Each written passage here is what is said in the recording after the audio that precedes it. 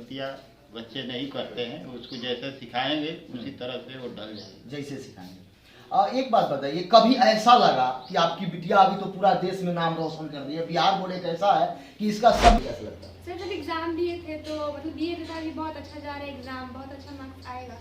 बहुत अच्छा मार्क्स है, ये उम्मीद नहीं था कि आप टॉप कर जाइएगा? नहीं, इतना जैसे वेरिफिकेशन के बाद लगा कि हाँ वेरिफिकेशन भी अच्छा गया है, तो इतना था कि टॉप 10 में एक रैंक आ सकता है। टॉप 10 में एक रैंक का उम्मीद था, लेकिन 2 रैंक आ गया। एक बात बताइए, एक साधारण प्रश्न है, बहुत सारे लोग नहीं करते हैं आज तक। जय हिंद साथियों, अभी हम लोग उपस्थित हैं एग्जाम टूर चैनल पर और आप लोगों से बता दें बिहार में टॉप की हैं और यदि संपूर्ण देखा जाए तो सभी में सेकंड टॉपर है 10th क्लास में। तो इनसे संपूर्ण जानकारी लेंगे कि आपकी बच्ची हो या कोई बच्चे हो या आपके कोई भी लड़के तैयारी करते हैं तो किस तरीका से पढ़ें ताकि अच्छा कर सकें। सबसे पहले स्वागत है आपका एग्जाम टूर में। ये मैट्रिक में टॉप आई है यदि बच्चियों में देखा जाए तो, और ऑल ओवर बिहार में देखा जाए तो सेकंड टॉपर है, मात्र 1 से 2 अंक से ये पीछे हैं। तो इन किस तरीका से, और किसान परिवार से आती हैं ये बच्ची, बहुत सारा सुविधा नहीं मिलते हुए भी वहां तक जाना आपसे बता दें बहुत मुश्किल होता है, फिर भी वो उस मुश्किल को ये सामना की है। तो आपकी बच्ची भी उस तरीका से तैयारी करे ताकि आगे बढ़ सके। आप किस तरीका से पढ़ती थी थोड़ा बताइए। शुरुआत से जैसे कि था कि अच्छा मार्क्स लाना है तो शुरुआत से ही अपना मेहनत जारी रखे, और मैट्रिक में अच्छा नंबर लाने के लिए हर सब्जेक्ट जरूरी होता है, तो इसलिए हर रोज हम हर सब्जेक्ट को मतलब एक निश्चित समय देते थे। और इस तरह से मतलब हम सुबह में मतलब रात को जैसे ज़्यादा जो कठिन विषय है या फिर जो नहीं याद होता तो उसको सुबह में उठ के याद करते थे, तो इस तरीके से वो याद हो जाता था। और इस तरीके से मेहनत जारी। आप रूटीन बना के पढ़ती थी कि 2 घंटा SST पर देना है, 3 घंटा मैथ पे देना है, इस टाइप से? मतलब एक मतलब पूरा फिक्स रूटीन नहीं था, पर ये था कि एक दिन पहले अगले दिन का फिक्स कर लेते थे कि इस सब्जेक्ट का इतना पढ़ना है, इस सब्जेक्ट का उतना पढ़ना है। एक दिन पहले देखा जाता है कि बिहार में जो बच्चियां होती हैं, चूंकि आप बच्ची हैं इसलिए हम ये प्रश्न आपसे पूछ रहे हैं, उनका मैथमेटिक्स थोड़ा सा कमजोर होता है। बराबर बहुत सारा लोग कमेंट कर रहे थे कि जाइएगा तो उनसे ये प्रश्न जरूर पूछिएगा। आप मैथ के लिए आपका रणनीति क्या था? मैथ के लिए यही था कि मैथ से जितना मैथ प्रैक्टिस करेंगे उतना ही मैथ अच्छा रहता है, क्योंकि उसको हम लोग याद नहीं कर सकते, बस उसके फॉर्मूले को याद कर सकते हैं। और अब अगर आप रेगुलर प्रैक्टिस करते रहेंगे तो आपका मैथ अच्छा रहेगा। बिहार में बिहार सरकार का एक भी मैथ आता है और एक भारतीय भवन का भी आता है मैथमेटिक्स, ठीक है? आप किससे पढ़ती थी? हम NCERT के मैथ से मतलब ज्यादा NCERT के क्वेश्चन को ही हल किए थे। हलवाई से की। आप किन के पास पढ़ी थी, उनका नाम ले सकती हैं? मतलब स्कूल टीचर तो पढ़े ही थे शिवाजी सर, और इसके अलावा हम पिंटू भैया की कोचिंग में भी पढ़ते थे मैथ के लिए। मैथ वहाँ पढ़ती थी। आप सफल हुई हैं, इस सफलता में किनको किनको योगदान देना चाहिएगा? आप अपने परिवार को, टीचर को और किनको? सबसे पहले तो हम अपनी सफलता में अपने स्वर्गीय दादाजी को ये देना चाहेंगे श्रेय। इसके साथ ही मेरे मम्मी पापा, मेरे पूरी फैमिली और मेरे स्कूल के सभी टीचर और ट्यूशन टीचर पिंटू भैया को भी अपना मतलब योगदान दिया है उन्होंने। आप बताइए आपका मैथमेटिक्स में कितना अंक आया? 98 है। 98 है। 2 अंक कहाँ कट गया? लगा आपको कि 2 अंक मैंने यहाँ गलती किया, वो मेरे से मिस्टेक हो गया? मतलब अच्छा गया था, मतलब ये लगा था कि हाँ अच्छा मार्क्स, बहुत अच्छा मार्क्स आएगा, पर हो सकता है कई माइनर मिस्टेक हुए होंगे। वो मिस्टेक आप अभी तक नहीं पता कर पाई कि कहाँ पे मैं मिस्टेक की थी? जी अभी तक तो नहीं। अभी तक नहीं। एक बात बताइए आप, जैसे जिस तरीका से साधारण जो बच्चे बच्चियां होती हैं मैट्रिक के एग्जाम देते हैं, वो जब एग्जाम देकर निकलते हैं तो उनको लगता है कि मेरा इतना मार्क्स आ जाएगा। जब आप एग्जाम देकर निकलती थी तो आप अपने आप को भी आकलन करती होंगी, तो आपको कितना लगता था कि क्या हम बोर्ड टॉप कर जाएंगे या मेरा कितना अंक आएगा, किस तरीके से लगता था? सर जब एग्जाम दिए थे तो मतलब दिए थे कि बहुत अच्छा जा रहा है एग्जाम, बहुत अच्छा मार्क्स आएगा। बहुत अच्छा मार्क्स आएगा, ये उम्मीद नहीं था कि आप टॉप कर जाइएगा? नहीं, इतना जैसे वेरिफिकेशन के बाद लगा कि हाँ वेरिफिकेशन भी अच्छा गया है, तो इतना था कि टॉप 10 में एक रैंक आ सकता है। टॉप 10 में एक रैंक का उम्मीद था, लेकिन 2 रैंक आ गया। एक बात बताइए, एक साधारण प्रश्न है, बहुत सारे लोग नहीं करते हैं, आज तक का इतिहास देखा जाए यदि बिहार बोर्ड का, तो जो भी बच्चे या बच्चियां टॉप करते हैं, टॉप 10 में आते हैं बिहार बोर्ड 10th क्लास में, लेकिन जब 12th में जाते हैं हम लोग तो देखते हैं हम लोग का कोई स्थान ही नहीं रहता है। क्या आप ये इसको तोड़ दीजिएगा? अगला बार भी जब 12th का एग्जाम होगा आपका 2 साल बाद, उसमें टॉप लाने का आप प्रयास कीजिएगा? जी हम अपना तो पूरा प्रयास करेंगे कि अगले बार जब हम इंटर का एग्जाम दें तो मेरा मार्क्स बहुत ही अच्छा है और इसी तरह मतलब वहाँ पे हम अपना प्रदर्शन करें। प्रदर्शन करें। बहुत सारे लोग होते हैं, गार्जियन लोग दबाव देते हैं, चूंकि गार्जियन भी देख रहे हैं इसलिए ये प्रश्न हम पूछ रहे हैं। आपके घर से भी दबाव मिलता था कि बबी बैठ जाओ पढ़ने के लिए, इतना समय पढ़ना ही पड़ेगा, इस टाइप से कोई? नहीं, मेरे घर पे ऐसा कोई मतलब प्रेशर तो नहीं था कि मतलब पढ़ो पढ़ो, ऐसा कुछ नहीं था प्रेशर। ऐसा कुछ प्रेशर नहीं। जो बच्चे और उनके अभिभावक जो अपने बच्चे पर दबाव देते हैं कि तुमको बैठ खेलने जाते हैं तो उनको रोक दिया जाता है, उनको आप क्या संदेश दीजिएगा उनके अभिभावक? हम मतलब यही संदेश देना चाहेंगे कि खेलना भी जरूरी है, क्योंकि मतलब जब अगर आप पढ़ते हैं तो उसके लिए थोड़ा माइंड फ्रेश भी रहना चाहिए था कि जब आप पढ़ते हैं तो वो सारी बातें आपके दिमाग में मतलब याद हो। तो इसके लिए मतलब ज़रूरी नहीं है कि आप हर समय उसको बोले कि पढ़ो पढ़ो।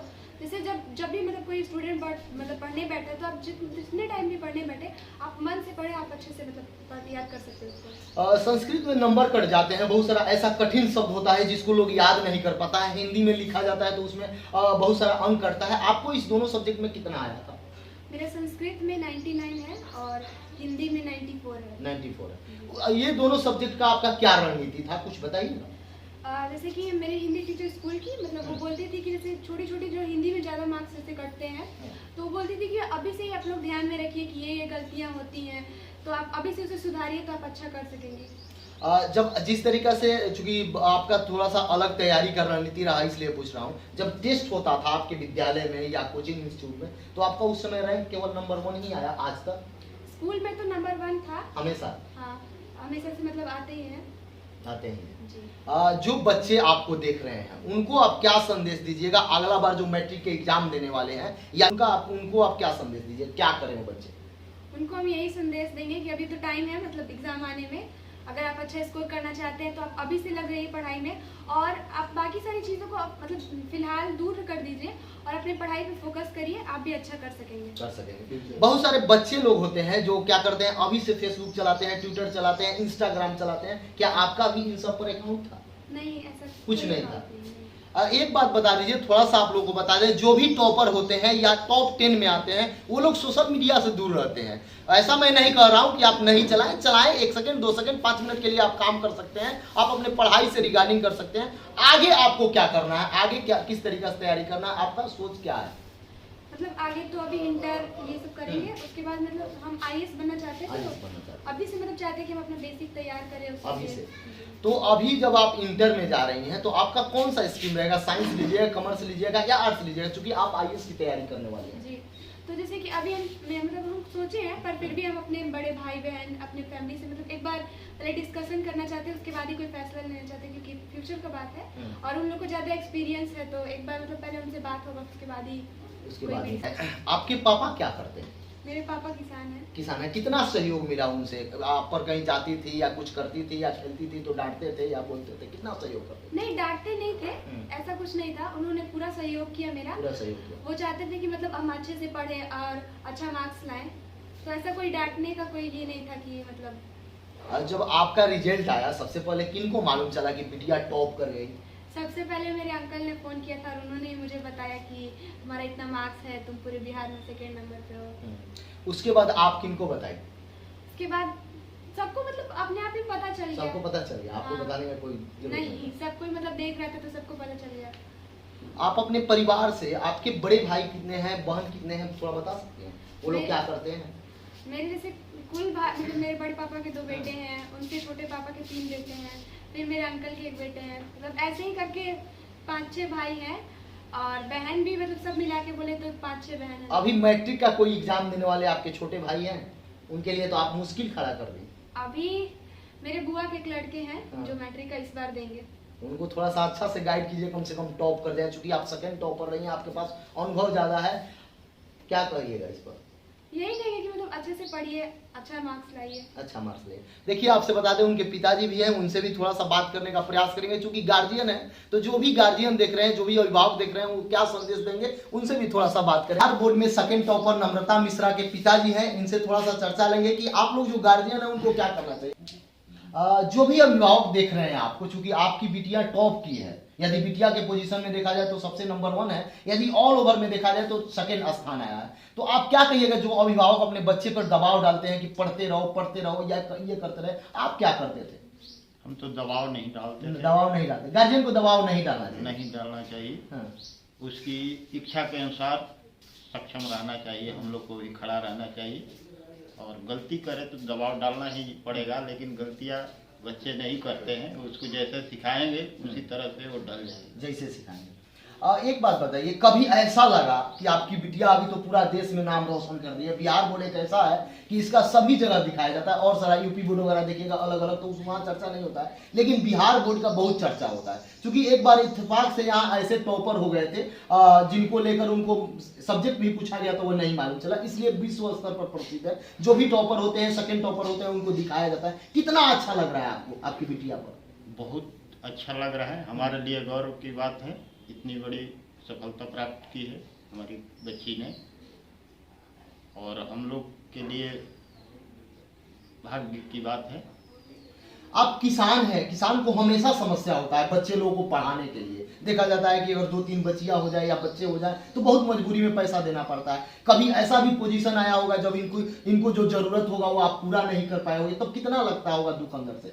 समस्या तो पैदा होती थी, लेकिन हमारे पिताजी थे, वो हमारी समस्या हल करते थे। धीरे धीरे हम भी मेहनत करते थे, उस ढंग से समस्या दूर हो जाती थी। अभी तक तो उतनी बड़ी समस्या नहीं आई है, अब आगे बहुत, लेकिन आगे प्रभु की इच्छा, हमारे पिताजी की इच्छा। लास्ट प्रश्न है, बहुत सारे अभिभावक सोचते हैं कि बच्चे और बच्चियां में फर्क करते हैं, अंतर करते हैं, नहीं पढ़ा पाते हैं, उनको आप क्या संदेश दीजिएगा? अंतर नहीं करना चाहिए, बच्चे हो या बच्चियां हो। हमारी 3 बच्चियां हैं, यही बहुत है, इसमें अंतर क्या करना है। बच्ची भी पढ़ेगी तो वही चीज करेगी। देखिएगा, ये बहुत सारा पुरस्कार इनको मिला हुआ है। और एक बात आपसे बता दें, ये लगातार इनका ये यहाँ पे दिखाया जा रहा है, देख सकते हैं ये किस तरीका से पढ़ती थी। ये सारा बुक है इनका, और ये हमेशा अपने इंस्टीट्यूट में, कोचिंग में, विद्यालय में टॉप करती थी, तो उनको ये मेडल मिला हुआ है। ये खेल कूद में नहीं मिला हुआ है, ये इनके लेखनी के लिए मिला हुआ है। तो आप भी यदि मैट्रिक इंटर में है तो अच्छा करें, ताकि आपको भी पुरस्कार मिले, आप भी अपने मम्मी पापा का नाम रोशन करें। और यदि इसके बावजूद भी आपके मन में किसी प्रकार का कोई प्रश्न होगा तो कमेंट बॉक्स में जरूर कमेंट कीजिएगा, और सारा इंटरव्यू में मैं शामिल करूंगा। जय हिंद, जय भारत, जय युवा।